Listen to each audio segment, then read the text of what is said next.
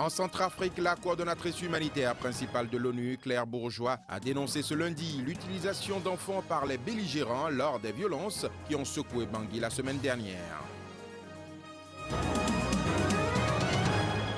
Le procès de Simone Gbagbo débutera le 22 octobre prochain à Abidjan. Inculpée pour génocide, l'ancienne première dame ivoirienne devra répondre de ces accusations.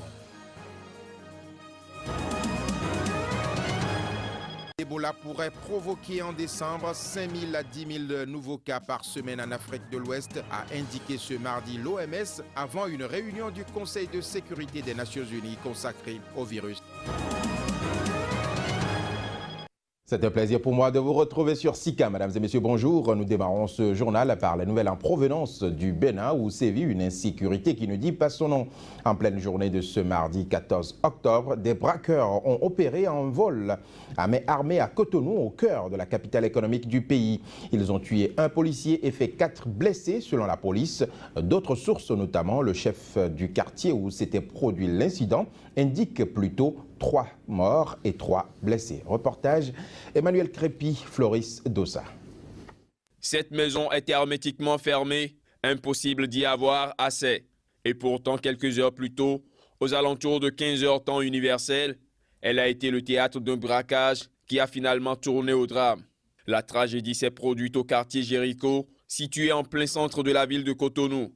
Selon des témoins, tout a commencé alors que 4 divorcés sociaux qui avaient emprunté 2 motos ont pris d'assaut le domicile de leur cible et arraché arme au poing une forte somme d'argent dont le montant reste encore à déterminer. Ce sont les braqueurs qui sont venus braquer une dame, un opérateur économique qui fait la commercialisation de l'huile. C'est celles-là qui sont venus braquer. Ils sont partis, sauf la manière dont ils ont opéré. C'était un effet de surprise. Même la population, même les forces qui sont intervenues, les forces de sécurité qui sont venues tomber dedans n'ont pu rien faire. Ils ont abattu les premiers qui sont arrivés sur le terrain et ils sont partis. Sur le terrain, il y a eu 2 policiers abattus. Un qui était sur le volant abattu, un autre qui était derrière le véhicule abattu. Bon. On ne sait pas si ils étaient venus en intervention, bien sûr, ils sont venus tomber dans le braquage. Mais pour le moment, c'est 2 qui sont décédés sur le terrain. Il y a un qui a été atteint et évacué par les sapeurs-pompiers. Le conducteur des Zémidjan est tombé dedans, il a eu une balle. Il y a une dame, là on vient de faire le constat déjà, puisque après tout, nous sommes rapprochés des administrés pour demander s'il n'y a pas de... Qu'est-ce qui s'est passé aujourd'hui. On leur a présenté les compassions du choix.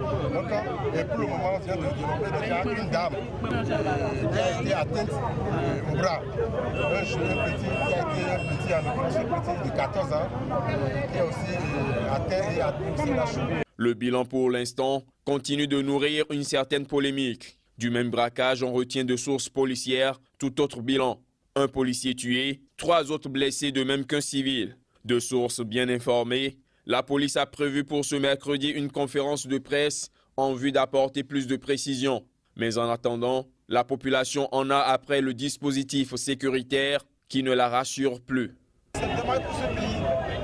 Le fait que nos policiers n'ont pas les armes que les braqueurs ils utilisent. Les braqueurs, ils envoient des armes pas possibles. C'est des gens, ils ont des armes pas possibles. Et si ça doit continuer comme ça, vraiment, c'est dommage, c'est triste. Il faut dire qu'avant ce dernier braquage, d'autres intervenus depuis le début de l'année 2014 avaient déjà fait 3 morts dans le rang de la police. Un autre élément dans ce journal à présent, en Centrafrique, la coordonnatrice humanitaire principale de l'ONU dans ce pays, Claire Bourgeois, a dénoncé l'utilisation d'enfants par les belligérants lors des violences qui ont secoué Bangui la semaine dernière. Elle a surtout mis en exergue les assassinats brutaux d'au moins 3 enfants. Reportage.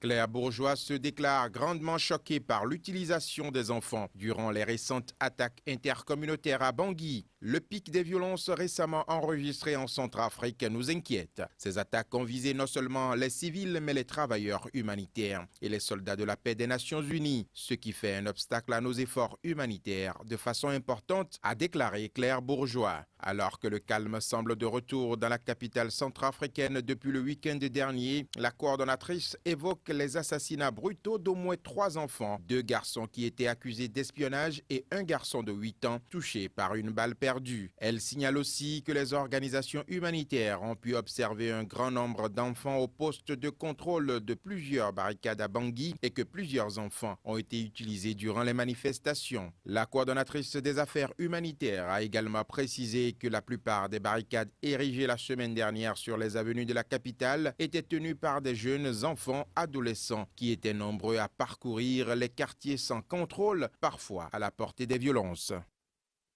Les électeurs mozambicains sont appelés aux urnes ce jour pour élire leurs députés et leur nouveau président. Ce scrutin est suivi de très près par les investisseurs soucieux de savoir si l'accord de paix signé entre le Frelimo et la Renamo en septembre dernier sera durable. Reportage. Dernier meeting de campagne pour Filipe Nyusi, candidat du Frelimo et possible successeur d'Armando Guebuza, l'actuel président. Le Frelimo gouverne le Mozambique depuis 1975, année de l'indépendance du pays vis-à-vis du Portugal. En 2009, cet ex-parti marxiste avait remporté l'élection avec 75% des voix. Les experts prédisent sa victoire cette année encore, mais moins écrasante.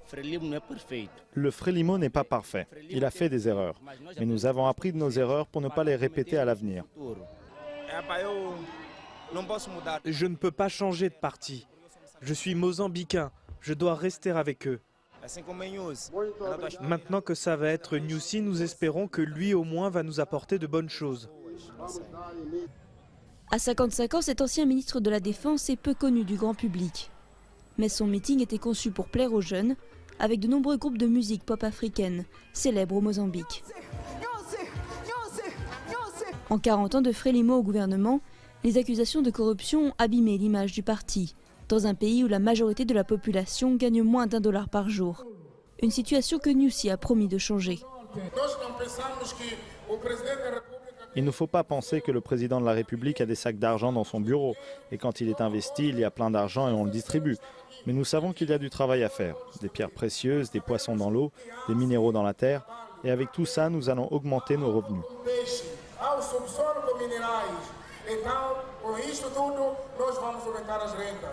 L'événement de cette élection, c'est le retour d'Afonso Dhlakama, leader de la Renamo. L'ancien rebelle a émergé du maquis il y a 2 mois pour signer un accord de paix avec le gouvernement après 2 ans d'affrontements sporadiques entre la Renamo et le Frelimo. Escorté par une douzaine de gardes du corps, il a attiré les foules lors d'une tournée dans la capitale samedi.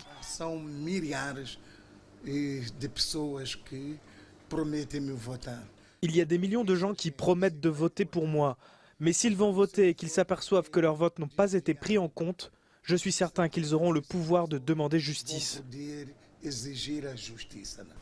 Autre parti d'opposition, le mouvement démocratique du Mozambique a réussi une percée lors des municipales l'année dernière. Mais Davi Simango a peu de chances de l'emporter. Quel que soit le résultat, 2 menaces pèsent sur ces élections, les accusations de fraude récurrentes et l'abstention qui a atteint plus de 40% en 2009. Le procès de Simone Gbagbo débutera le 22 octobre prochain devant la cour d'assises d'Abidjan. Inculpé notamment pour génocide après la crise post-électorale de 2010-2011 en Côte d'Ivoire, l'ancienne première dame devra répondre de ces accusations dès la semaine prochaine. L'annonce a été faite ce mardi par Hervé Guamene, qui est l'un de ses avocats. Reportage.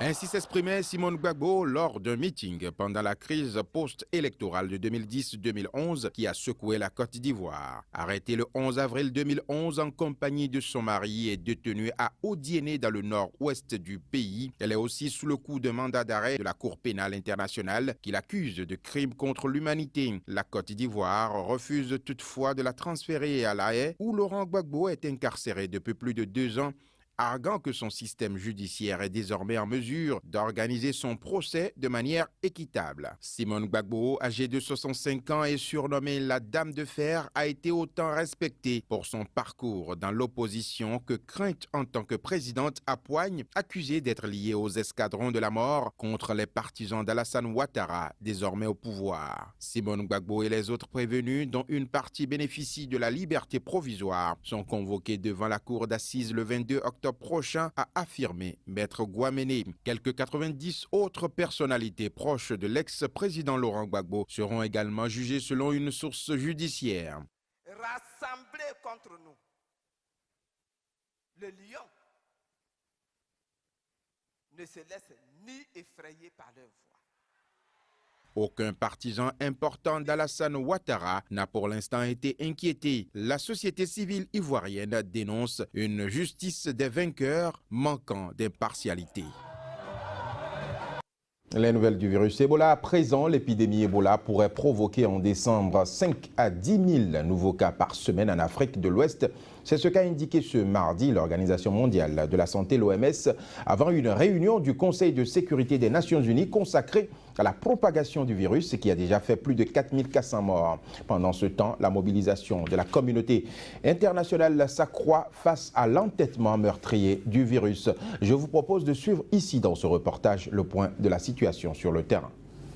Réunion de crise à la Maison-Blanche avec les conseillers à la santé et à la sécurité nationale après l'annonce d'un nouveau cas d'Ebola au Texas. Les États-Unis vont devoir repenser leur approche d'Ebola après la contamination d'une femme au Texas qui avait soigné un patient atteint du virus et décédé mercredi. Le Conseil de sécurité de l'ONU se réunit mardi à New York sur la propagation du virus Ebola, alors que le président Barack Obama et le secrétaire général des Nations Unies Ban Ki-moon ont appelé la communauté internationale à redoubler d'efforts pour faire face à l'épidémie. Les autorités américaines prennent extrêmement au sérieux le risque d'épidémie et encore plus depuis l'annonce dimanche qu'une infirmière de 26 ans a été contaminée à Dallas, au Texas, dans l'hôpital où est décédé le Libérien Thomas Eric Doucan le 4 octobre. D'après un communiqué de la présidence française, Barack Obama et son homologue français François Hollande ont souhaité lundi une mobilisation accrue de la communauté internationale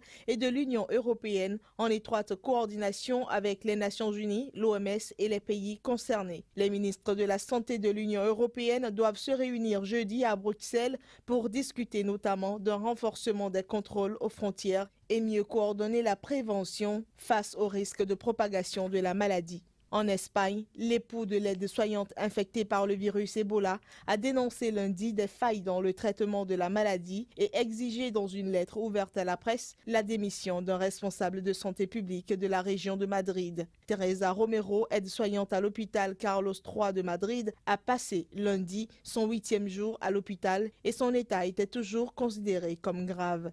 Les syndicats de soignants ont dénoncé une formation insuffisante au protocole de sécurité et plus particulièrement à la manière avec laquelle il faut enlever la combinaison de protection. C'est en effet le moment le plus délicat selon les experts. Du côté de l'Allemagne, on apprend ce mardi qu'un Soudanais, employé de l'ONU, est contaminé par Ebola, qui avait été accueilli jeudi à Leipzig, en provenance du Libéria, est mort. Le patient malade de la fièvre Ebola est mort dans le courant de la nuit à la clinique Saint-Georges de Leipzig. L'homme était âgé de 46 ans.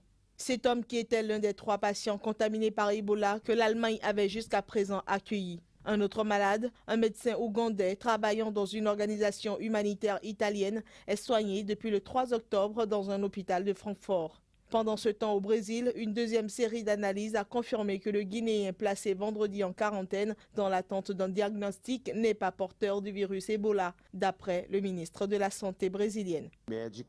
Les équipes médicales ont enquêté. Il ne s'agit pas de l'Ebola. Cela est certain. Comme nous avons la perspective, du moins compte tenu de ce que l'Organisation mondiale de la santé a demandé pour une durée de 6 mois, un contrôle total de l'épidémie en Afrique, nous ne pouvons pas relâcher les actions que nous avons mises en place. Maintenant, le patient pourra sortir de son isolement et le processus de surveillance des 64 personnes qui avaient été en contact avec lui sera suspendu. Vivement qu'Ebola soit freiné dans sa course dévastatrice. Ce sera tout pour cette édition que je vous remercie d'avoir suivi, madame, monsieur. Mais avant de partir, la sagesse africaine du jour nous vient du Togo et dit, quelle que soit la puissance de ton urine, retiens que la dernière goutte tombera toujours entre tes jambes. Quelle que soit la puissance de ton urine, la dernière goutte tombera toujours entre tes jambes. Cela vient du Togo. Merci une fois encore d'avoir suivi Sika TV. Nos programmes se poursuivent également sur notre site internet www.sikatv.info.